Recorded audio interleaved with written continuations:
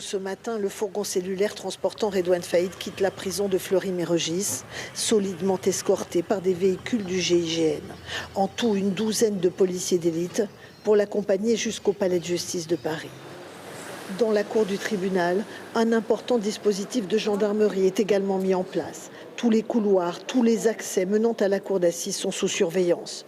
Déminage, chiens spécialisés dans les explosifs et fouilles minutieuses avant de rentrer dans la salle d'audience. Pour un pareil procès, oui, c'est normal.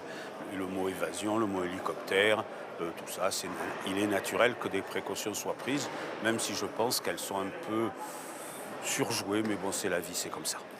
Le 1er juillet 2018, un hélicoptère se pose dans la cour de la prison de Réau. Un commando cagoulé, lourdement armé, découpe à la disqueuse les portes menant au parloir et libère Redouane Faïd en moins de 10 minutes. Le pilote, pris en otage quelques minutes plus tôt, pistolet sur la tempe et libéré à une dizaine de kilomètres. Aujourd'hui présent à l'audience, il est partie civile dans ce procès. Face à lui, dans le box, Redouane Faïd, 2 de ses frères, 3 de ses neveux et 5 autres complices présumés.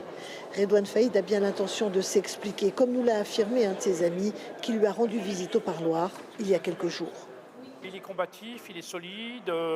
Avec la peine qu'il a aujourd'hui, pour l'instant, il en a 38 années de prison à faire. Il s'attend aussi à une peine. Il a dit, si on me file un siècle, ça ne change pas grand-chose en même temps. Dans le box, Redouane Faïd, rasé de près, porte beau. Il sourit à toutes les personnes qu'il reconnaît dans la salle.